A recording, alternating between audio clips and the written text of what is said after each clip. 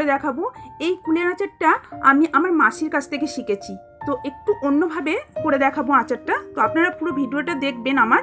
আমি আজকে এখানে 1 কেজি মতন প্রায় কুল নিয়ে নিয়েছি, পাকা কুল। তারপর রোদে দিয়ে 2-3 দিনের জন্য একটু শুকিয়ে নিয়েছি। তারপরে ভালোভাবে ধুয়ে আধ ঘন্টার জন্য ভালো জলে ভিজিয়ে রেখেছিলাম। কিছু কিছু কুল শুকনো থাকে, তো সেগুলো ভিজিয়ে রাখলে কুলগুলো নরম হয়ে যাবে তার জন্য। তারপর এইভাবে কুলগুলোকে ফাটিয়ে নিতে হবে। কুলগুলোকে ফাটিয়ে নিলে কি হবে না, কুলের মধ্যে যে মিষ্টি, তারপরে মশলা, লবণ সমস্ত কিছু ভালোভাবে মিশে যাবে। আর যেগুলো খারাপ থাকবে সেগুলো কিন্তু ফেলে দিতে হবে। তো কুলগুলো সব ফাটানো হয়ে গেছে, এবার এটা সাইডে রেখে দেবো। এবার কুলের আচার বানাতে আর বাকি যে উপকরণগুলো লাগবে সেগুলো আমরা একবার দেখে নেব। তো এখানে আমি 500 গ্রাম মতন টমেটো নিয়ে নিয়েছি, আর নিয়েছি 800 গ্রাম গুড়, 450 গ্রাম চিনি, স্বাদ মতো লবণ, খানিকটা বিট লবণ, 3 থেকে 4টে শুকনো লঙ্কা, আর খানিকটা পাঁচফোড়ন, তেল 3 চামচ মতন তেল আছে, সর্ষের তেল। এবার টমেটোটা কেটে নিতে হবে, খুব মোটাও না খুব সরুও না, মোটামুটি একটা সাইজ করে কেটে নিতে হবে টমেটোগুলো সব কাটা হয়ে গেছে। এবার গ্যাসের মধ্যে একটা কড়াই বসিয়ে দিয়েছি। কড়াইয়ের মধ্যে দিয়ে দিলাম সর্ষের তেল। তেলটা প্রথমে গরম করে নেব। তেল গরম হয়ে গেছে, তারপর দিতে হবে পাঁচফোড়ন আর শুকনো লঙ্কা। শুকনো লঙ্কাগুলোকে এভাবে ফাটিয়ে নিতে হবে, দিয়ে একবার নাড়াচাড়া করে নেব। মশলাটা যখন একটু বেশ ভাজা হয়ে যাবে, পাঁচফোড়ন আর শুকনো লঙ্কার গন্ধটা যখন বেরিয়ে আসবে, তখন দিয়ে দিতে হবে টমেটোটা। তো এই টমেটোটা দিয়ে এবার ভালোভাবে কষিয়ে নিতে হবে, মানে টমেটোটাকে একটু নরম করে নেব।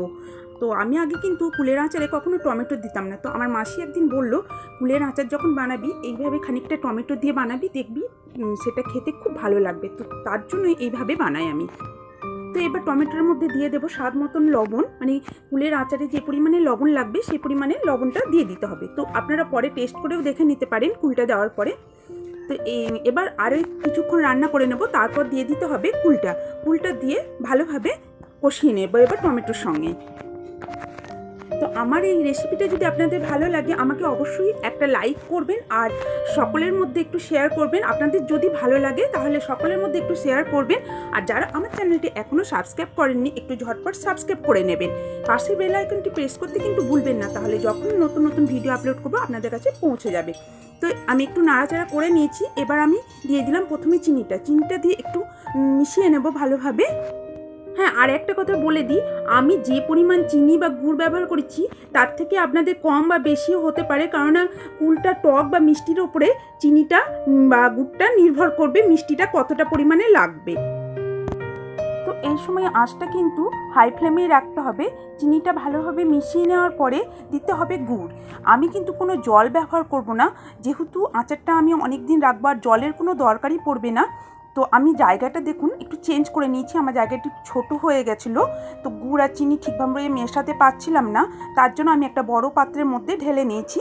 তো এইভাবে ভালোভাবে মিশিয়ে এইভাবে নাড়াচাড়া করে আচারটা তৈরি করে নিতে হবে। যখন আচারের এই যে চিনি আর গুড়টা ভালোভাবে গলে যাবে, তারপর তার থেকে যে রসটা বেরোবে সেটা যখন বেরিয়ে ফুটতে শুরু করবে, তখন গ্যাসটাকে কমিয়ে দিয়ে ঢাকা দিয়ে এভাবে আচারটা তৈরি করে নিতে হবে। মাঝে মধ্যেই নাড়তে হবে। আচারটা যতক্ষণে রেডি হচ্ছে ততক্ষণে আচারের জন্য একটা মশলা বানিয়ে নিই আমি।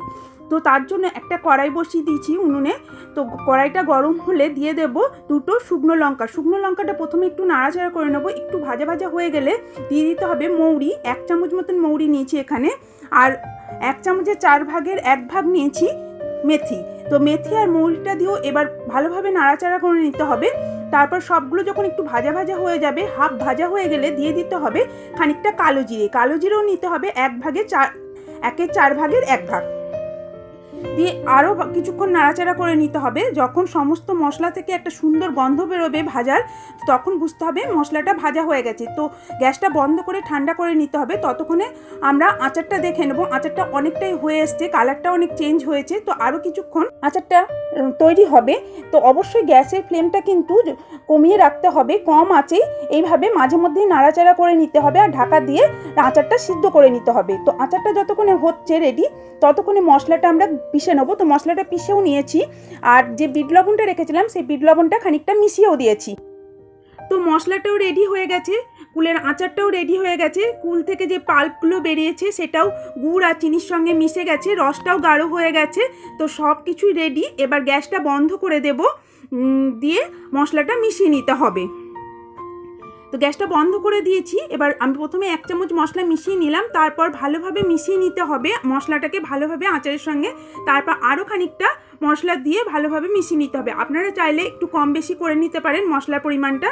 তারপর আমি একটা বড় কাঁচের বাটির মধ্যে এটা ঢেলে নিচ্ছি। এটা আমি এখনও 2-1 দিনের জন্য রোদে দেবো, তারপর কাঁচের বয়ামে ভরে স্টোর করে রাখবো। তো আপনারা ডাইরেক্ট কাঁচের বয়ামেও স্টোর করে রাখতে পারেন, তো সেই অবস্থাতেও রোদে দিতে পারেন।